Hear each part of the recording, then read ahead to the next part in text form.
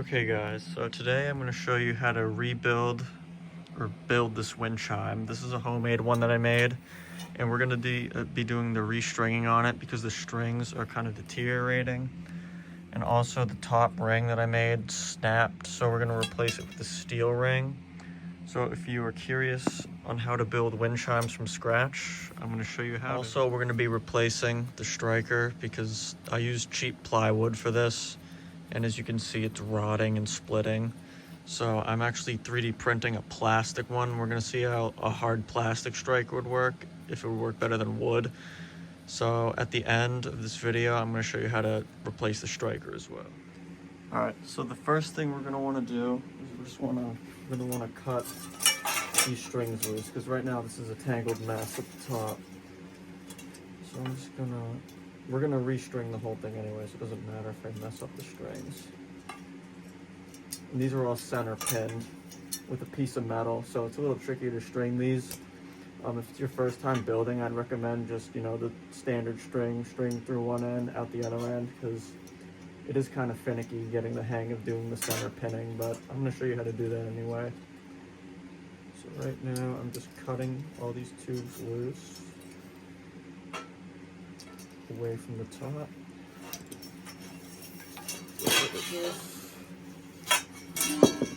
Alright, so now we have all 5 tubes free.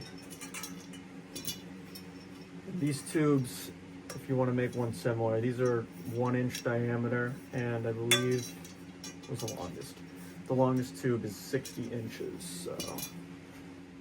Okay, before we mess with the tubes any further, it's a good idea to start by making the hanging ring. So right now we just have a ring. There's no notches in it or anything. And we're gonna want to build the hanger. So we're gonna want 5 evenly spaced points where we can build the hanger from. So a way to do that, we can use the old top. So this actually was a 3D printed top. That's why it's so bendy and plasticky. But hold on, let me just cut this stuff loose. I have 5 holes on the old top that are all evenly spaced. So we can line the old holes up with, it won't cut, Jesus. What the hell? It's a little, yeah, this string I used is not good, so it takes a bit to cut. Alright. So now we can figure out where the holes are. Line it up. I got a Sharpie here. So we got a hole here.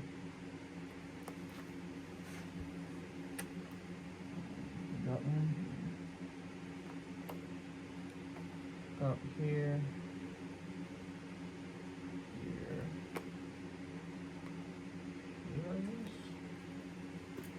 Yeah, that looks about right. Alright, so we have our points marked off. So what we're gonna do, yeah, this is a 100-pound nylon or whatever. Anything similar to this would work well. So just gonna tie. Getting the hang of the top is a little tricky. It's a lot of trial and error, because if you don't get it right, it could be lopsided. You want to make sure it's even when it hangs, and that's kind of tricky.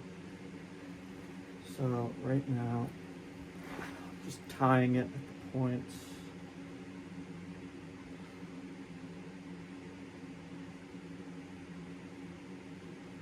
I'm going to speed this up in the video because it's going to take forever. I'm really bad at tying knots, so.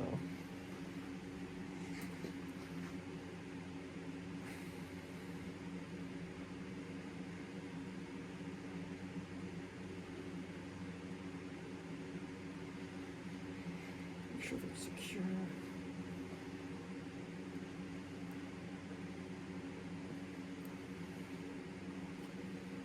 You're going to want to make sure you have even length strings. So we got the first one cut.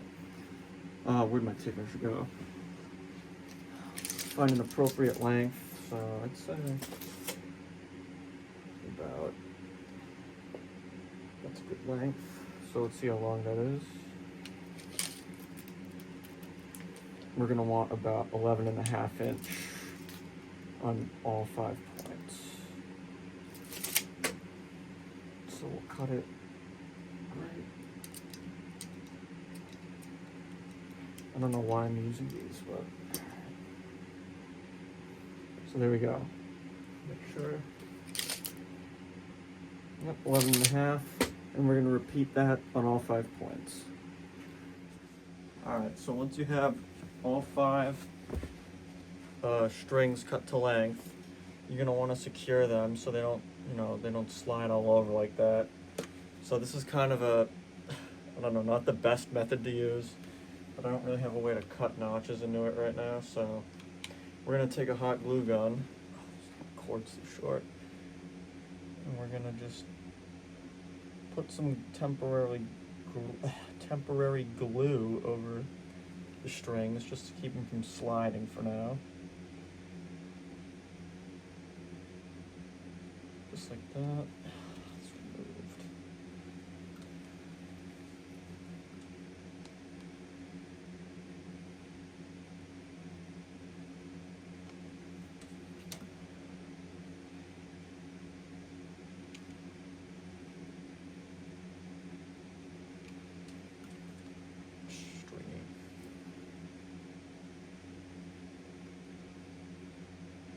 Alright, so we got those glued in place for now. And this next part is pretty tricky, so it takes a little bit of getting used to. So you want to bring all of them to a point over the center. Just eyeball where the center is. Yes. And you want them all to be taut. You don't want one of them to be loose, like have a lot of slack. So I just glued it to the floor. Crap. You want to make sure it's level too.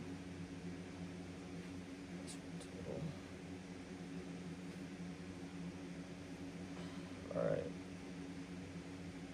That seems alright. So then we'll twist it like that. Get a nice twist in the middle. Just make sure that's still good. Yeah, it looks good. Like that. Oh crap, it came undone.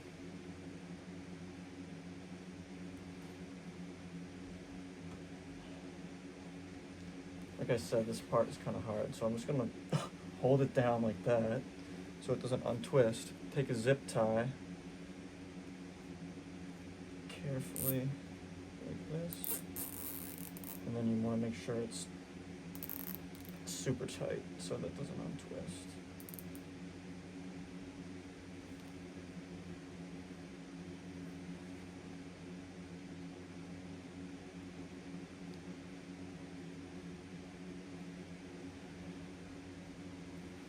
What the? Yeah, it's a little, I don't know. It's alright though. It's a little slacky, but it should still do.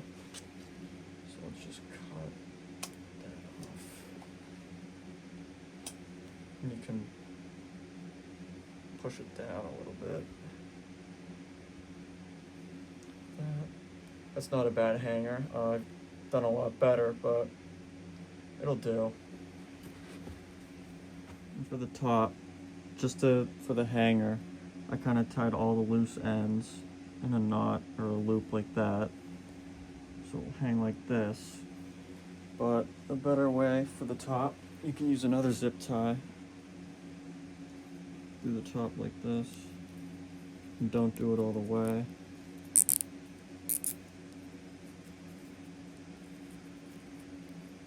And you can do a loop like that, and that also works well for a hanger if you don't have like a key ring or a metal loop. So we'll just cut it off. And then once we're done, we can just cut off all these frayed or loose strings, and we'll have the complete hanger. All right, so we're gonna move on to the tubes now. So I'm gonna show you how I pinned these. So each tube, I drilled a hole about, I don't know, how many inches is this? About 3.5 inches down, just a hole right through there. And these are center pinned. Oh god, my camera works terrible. This is just, so I took a wire coat hanger and I cut it into little pieces. So I just pushed a little section of metal through each, bent it up on one end, bent it the other way on the other end, so that way it can't slide out. That's what I did for all these tubes. So I'm going to show you kind of the trickiest part, and it's how to get the string to hook onto this metal rod. So we're going to take your string right here. So we're working with the top end, the closest side of the metal, and you're gonna want it. Let me see if you can see down there. Or you can kind of see that. You're gonna push the string below the metal bar. Hold on. Be right back. Right, just a little pro tip. When you're working with narrower tubes like this, when you don't have like a wide tube that's easy to push the string down, you can tie something heavy to the end. Like I've just found this screw. So it's gonna make it easier to get below.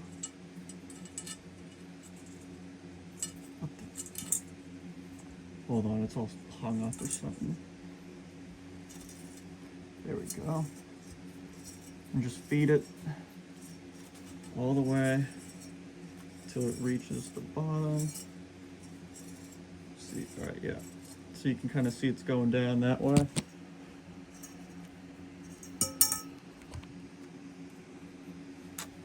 Let's see if it's reached the bottom. All right. So now we have it at the bottom right here. I don't know if you can see that. And then we're gonna want to work from the other side now. From the far side, from the pin. Oh, the screw fell out.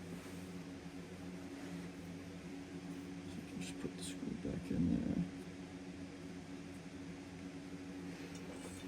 And you're gonna want to find the opposite end that we just put it under. So let me just figure this out for a second.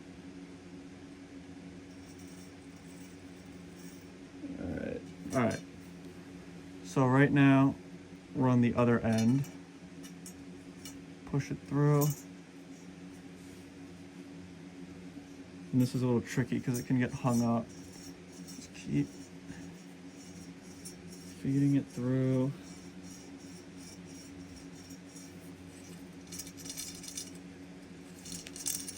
It's stuck on something. All right. There we go. So now it's at the other end. So now what you have is you have the first end of the string and then the second one we just did. And it is wrapped around that metal bar right there. So as you can see,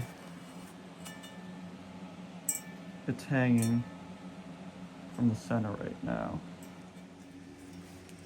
So now what you're going to want to do is you want to make a knot that will catch onto the metal rod. So let me find, all right, where's the end of this string? Hold on. All right, here's the end where the screw is. So let's just get rid of that screw for now. So you're gonna take it, tie a knot like this, go again. You're gonna wanna leave it kind of loose, like this. So then you can pull it like that, give it a nice tug, and now it is tied onto the metal rod. Just to demonstrate. Hold on. You can see now it is just one string suspending this. You can give it a sound test just to make sure it's not too damp. Oh crap. All right, let's give it a sound test. Hang it.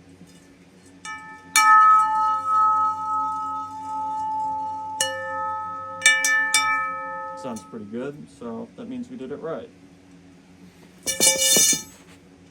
So now we want to cut the excess string off, and you want to leave a lot of extra string just in case you mess up when you're tying it to the what was called the top. So we're just gonna be generous, cut it right there. Then we're gonna repeat the process for the other 4 tubes. So we will resume this once I am done with those. All right. So now we got all 5 tubes strung up. We're gonna attach it to the hanger next. So this is probably easiest to do it on the ground first and then hang it up, just so you can space the tubes out better. All right, let's just make sure the hanger's still secure. Yep. All right, so we got 5 points and we got 5 tubes. So we are going to string the tubes on each point. So let's start with the longest tube, which is this one. Let me just set this up.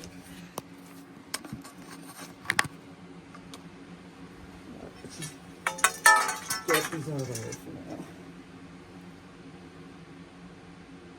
Hanger there. Zoom in a little. All right. So we got the longest tube right here. So we're gonna stagger these pipes. So when you stagger them, like think of Corinthian bells, how the tops, they all are different distances away from the hanger. So usually when you stagger it, the longest tube gets the shortest piece of string, so it's the closest to the top. And then the shortest tube gets the longest from the top. So it is the farthest from the top, obviously. So right now, I'm gonna show you, I'm gonna tie the longest one on. And you can tweak it once you get this hanging, and if you don't like the tube lengths or whatever, you can always tweak the length. So right now, we'll do about that. Is that in frame? Yeah. We'll do about this long. To a knot like that. Other knot.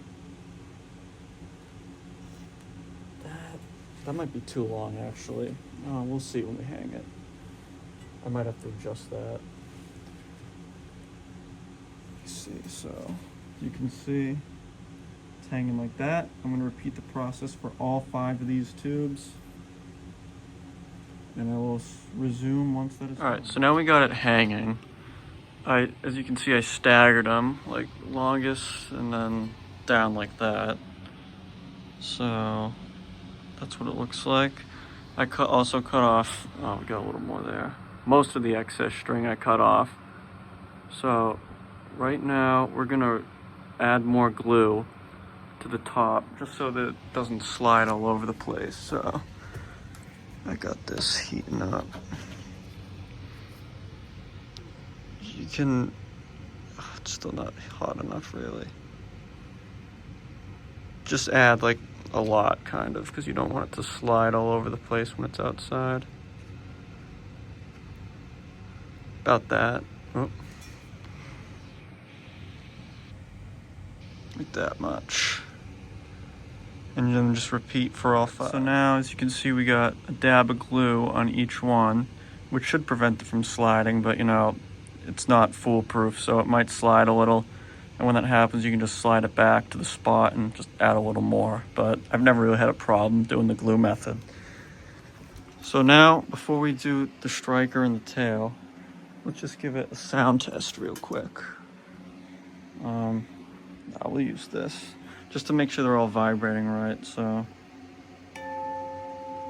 Oh.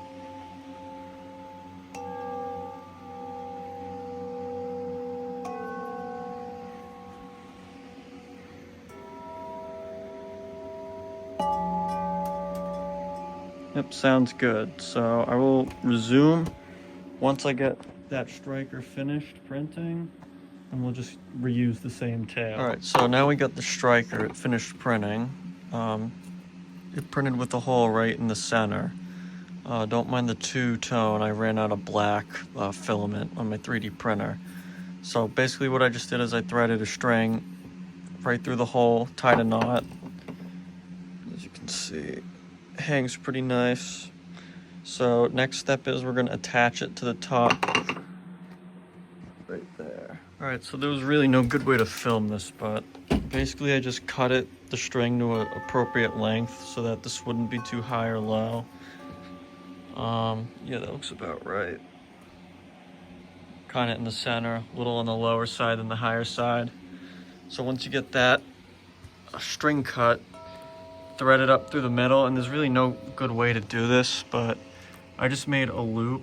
Hold on, I made a loop right there, and I tied it right above that stupid zip tie thing, and that made it pretty center. Like, you want it to be pretty much in the center, so it's hitting all the tubes evenly and it's not lopsided on one side. So I think that's all right.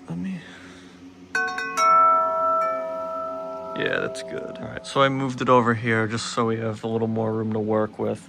I'm gonna show you how to do the tail, which is the final step. So this is literally just from like a Costco wind chime that I cannibalized or something. So hold on, let me just prop my phone up on this stupid thing. Point it up. All right, yeah, that's good. All right. So as you can see right on this, there's a little knot from when we tied it. So it moves up and down, stops on the knot. We want to kind of tie this around that knot. So let's just make a loose loop for this. Oh, that's all messed up.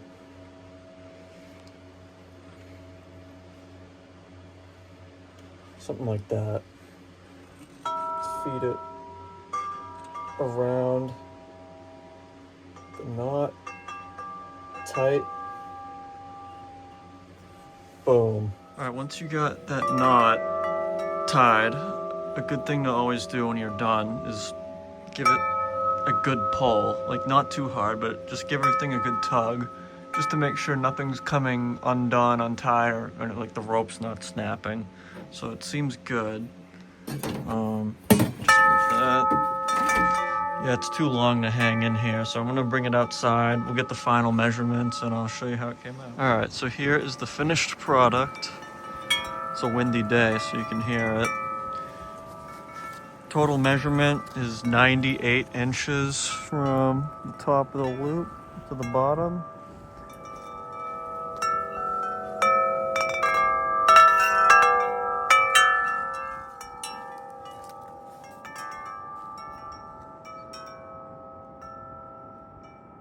There you go. That's how you make a 98-inch wind chime.